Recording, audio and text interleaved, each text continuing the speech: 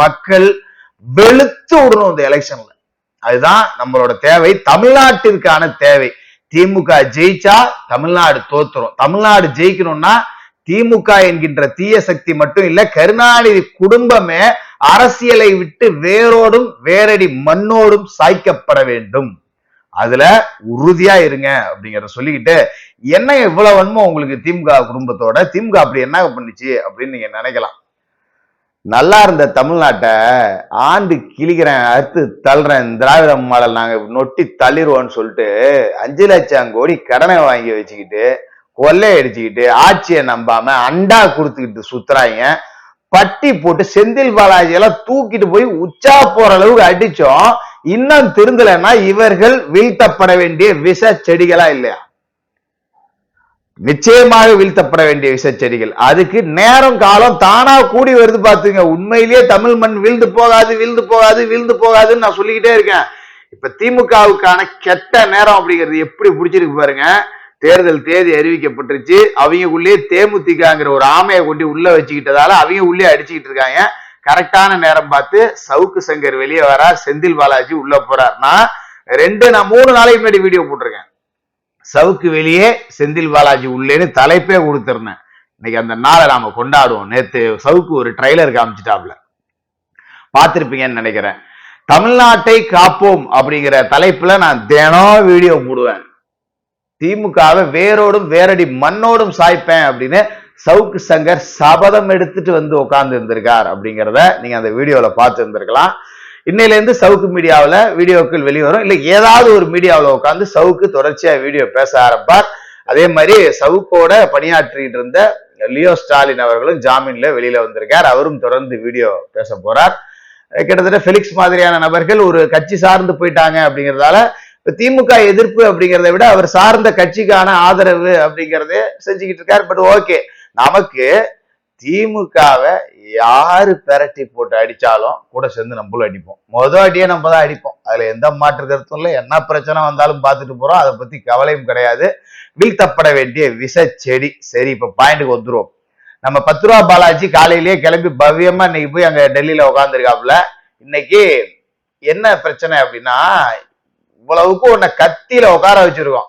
அப்பயும் நீனு கரூர் முழுக்க திருடி சம்பாதிச்ச காசுல, பாட்டிலுக்கு 10 ரூபா பிச்சை எடுத்து சம்பாதிச்ச காசுல 60 இடத்துல பட்டி போட்டு வச்சிருக்காரு.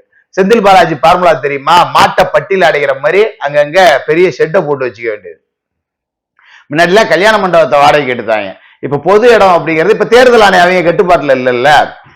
தேர்தல் ஆணைய கட்டுப்பாட்டுல தானே இப்ப எலெக்ஷன் நடக்குது. முன்னாடி மாநில தேர்தல் ஆணையம் அவங்கள்ட்ட இருக்கும். உள்ளாட்சி தேர்தல் நடத்தணும்னா பகிரங்கமா காசு கொடுப்பாங்க. தேர்தல் ஆணைய அதிகாரிகளை வச்சே காசு கொடுப்பாங்க. செந்தில் பாலாஜி தான் பெரிய வளர்த்தி அப்படிங்கிற சீன் எல்லாம் போட்டுக்கிட்டு என்னென்ன வித்தெல்லாம் காமிச்சாப்ல.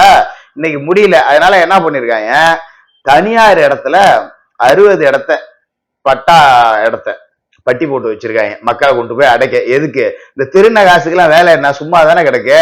கொண்டு போய் ஒரு பட்டிக்கு ஒரு 1000 பேர் அடைக்கலாம். அடைச்சு அவங்களுக்கு 3 வேளையும் சரக்கு, 3 வேளையும் சாப்பாடு, 3 வேளையும் சினிமா பார்க்கலாம். டிவியை போட்டுவிட்டு ஸ்கிரீனை போட்டுவிட்டு அவங்க போட்டு சினிமா போட்டு விடுவாங்க.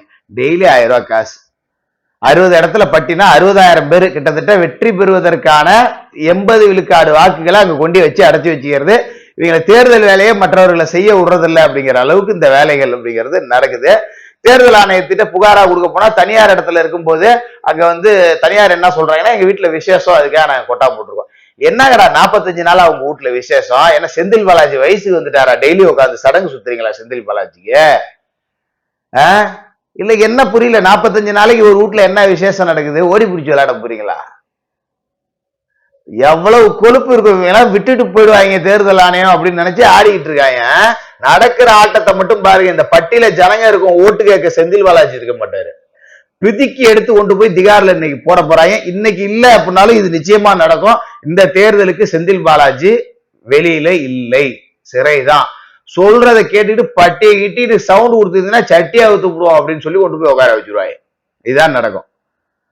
அப்படிதான் நடக்க போகுது. இன்னைக்கு கரூர் விசாரணை அப்படிங்கிறது கிட்டத்தட்ட கழுத்தை பிடிச்சி இருக்கிற மாதிரி தான் செந்தில் பாலாஜிக்கான ட்ரீட்மெண்ட் எல்லாம் இருக்கும். அங்கேருந்து வரும்போது பாத்தீங்கன்னா சாதாரண செந்தில் பாலாஜியா வர முடியாது.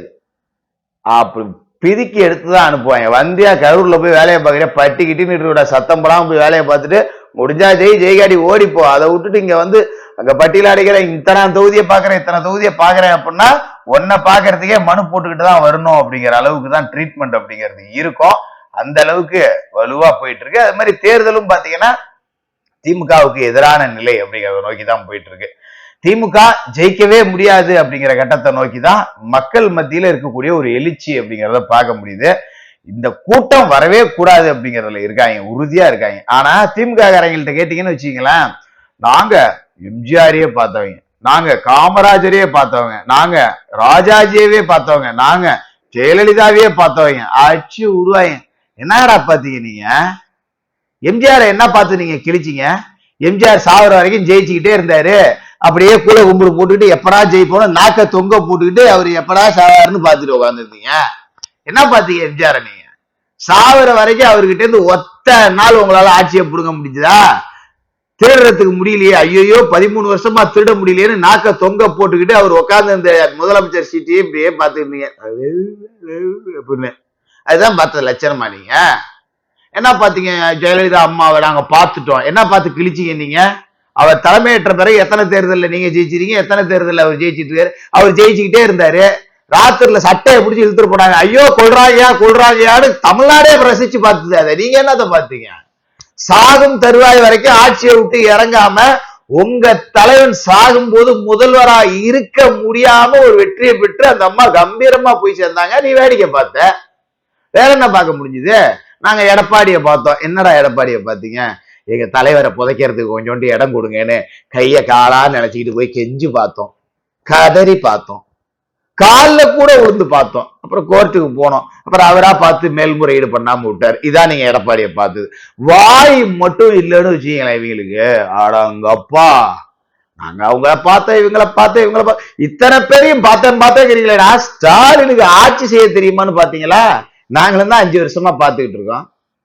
பாலியல் வன்கொடுமை நடக்குது பார்த்துக்கிட்டு இருக்கோம், தேனம் கொலை நடக்குது பார்த்துக்கிட்டு இருக்கோம், தேனம் கஞ்சா கொடி கட்டி பறக்குது பார்த்துக்கிட்டு இருக்கோம். தமிழ்நாட்டு வரலாறுலயே 20 வருஷமா இல்லாத அளவுக்கு கள்ளசாராயம் குடிச்சு சாவரானுங்க பார்த்துக்கிட்டு இருக்கோம். காலங்காத்தால இந்த நாட்டுல எல்லாமே அப்படியே மாதம் மும்மாறி மழை பொழியுதுங்கிற மாதிரி மந்திர குச்ச ஒண்ணு தூக்கிக்கிட்டு வாக்கிங் போயிட்டு விளம்பர மாடல் விளக்கமாத்து மாடல்னு ஷூட்டிங் நடத்துறீங்க பார்த்துக்கிட்டு இருக்கோம். இதுதான்டாப்பா நாங்க பார்த்துக்கிட்டு இருக்கோம் உங்களுக்கு ஓட்டு போட்ட பாவத்துக்கு. இதுக்கு மேல எங்களால இதை பாக்குறதுக்கு உடம்புலையும் தெம்பு இல்ல, மனசுலயும் தெம்பு இல்ல. உங்களுக்கு ஒரு கும்பிடு போயிட்டு வாங்க சாமிங்களா. இந்த தேர்தலில் திமுகவை வீழ்த்துவோம் என்று உறுதிமொழி ஏற்போம். இந்த மோசமான கோபாலபுரத்து கூட்டத்தை தமிழ்நாட்டில் இருந்து விரட்டி அடிப்போம்.